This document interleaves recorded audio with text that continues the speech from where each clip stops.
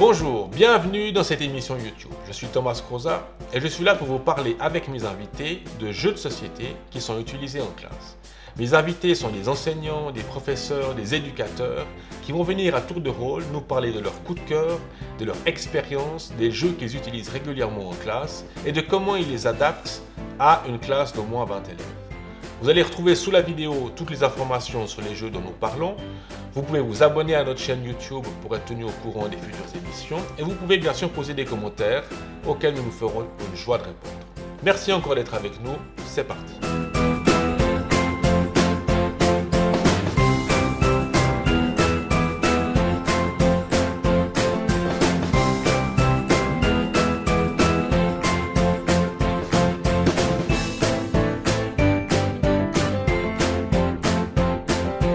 Alors aujourd'hui, je suis avec Laurent Ducret. Donc Laurent Ducret, bonjour. Bonjour. Bienvenue dans cette première émission. Oui. Qu'est-ce que tu fais? Alors, moi, je suis enseignant primaire, donc j'ai des 8H, des élèves de 11-12 ans. D'accord. Et tu viens aujourd'hui de nous parler de Qui perd gagne.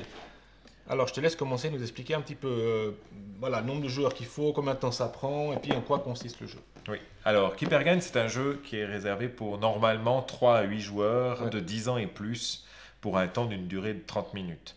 Alors, dans ma classe, je l'ai complètement adapté, donc je peux jouer avec mes 20 élèves et je pourrais sans autre aussi le conseiller à des enfants plus petits que 10 ans parce qu'il y a vraiment des moyens de permettre à ces enfants petits aussi de jouer avec ce jeu sans souci.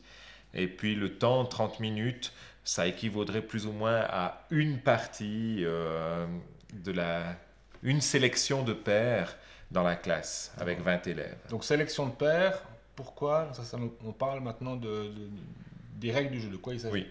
Alors pour Qui perd gagne, on a automatiquement ces numéros de 1 à 11. Et après, on a une série d'images. Vous voyez qu'il y a du stock, c'est recto verso. Donc il y a vraiment beaucoup d'images. Et on en met 11 devant soi. Et c'est là qu'on commence à choisir les paires que l'on veut mettre ensemble. Donc là, par exemple, dans la situation, on pourrait très bien imaginer, moi je mettrais par exemple le biscuit avec l'aubergine parce que ce sont deux choses qui se mangent. Je pourrais mettre par exemple les ballons avec la grande roue parce que la grande roue est très colorée comme les ballons. Ouais. Mais on pourrait mettre la grande roue avec le camion de pompiers parce qu'il y a des roues également, donc on pourrait faire des liens. Les pompiers avec le feu. Les pompiers avec le feu, ça semble assez logique. Ouais. Donc après le canard et le dinosaure peut-être, parce que ce sont des animaux. Donc ils doivent en mettre combien de paires? Ils doivent faire en tout 5 paires. D'accord. Alors les premières sont plus faciles que les dernières. Ouais. Après, certaines paires peuvent être des fois un peu tirées par les cheveux. Et là, donc ils ont un calepin qu'ils utilisent. Voilà, ils ont ici, là ça peut être aussi office de points. Donc moi en général, je leur demande par exemple de séparer en deux les cases. Dans la première partie, ils notent les paires et dans la deuxième partie, ils notent les points. Comme ça, ils ont pour chaque partie, ils ont un total qui est donné et on voit les paires qu'ils ont utilisées. Donc tu as 11 images devant toi. Enfin, normalement, de la boîte quand on joue autour d'une table, comment tu fais quand tu as une classe de 20 élèves? Alors avec 20 élèves, c'est plus compliqué parce que les images sont un peu petites. Ouais. Donc ça fait qu'il faudrait vraiment avoir un espace assez grand et libre pour pouvoir permettre aux enfants de se rapprocher de la table. Donc là, moi ce que je fais, c'est que je scanne les images et puis après je les projette au tableau interactif. Ok, donc tu projettes donc ces 11 images. Les étudiants, ils ont quoi devant eux pour travailler? Alors, ils ont juste une feuille avec un papier et puis un crayon et ils notent simplement les numéros des paires qu'ils mettent ensemble. Donc, une fois que ça s'est fait, tout le monde a fait ses paires, comment ça se termine le jeu? Comment est-ce qu'on passe à la phase suivante? Alors, c'est la partie la plus intéressante du jeu, c'est la mise en commun, justement. Chaque élève va pouvoir révéler les paires qu'il a choisies et argumenter, expliquer pourquoi il a choisi telle ou telle paire.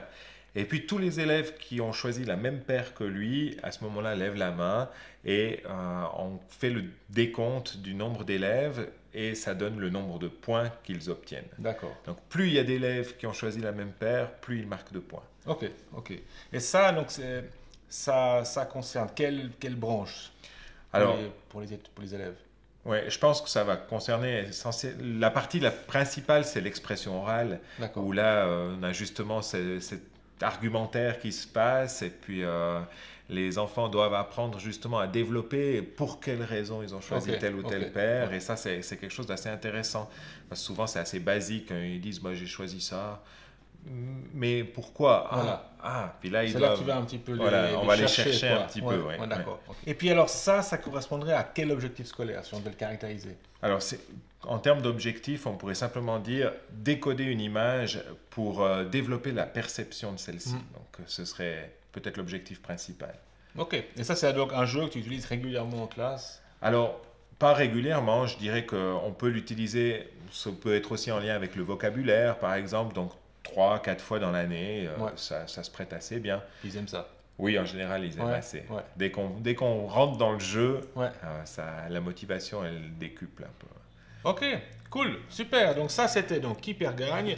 On va de toute façon mettre en grand l'image qu'on voit de quoi il s'agit. C'est donc de Stéphane Glen, Scorpion masqué. C'est un jeu récent? Oui, c'est un jeu assez récent. D'accord. Donc ça, je pense qu'on va encore le trouver au Oui, boutique. celui-là, on le trouve sans Sans problème. souci, Et il quoi. a été primé d'ailleurs il y a peu, donc c'est vraiment un jeu que vous allez pouvoir trouver n'importe où. Ok, super. Merci Laurent. Merci. À la prochaine. Oui, à bientôt.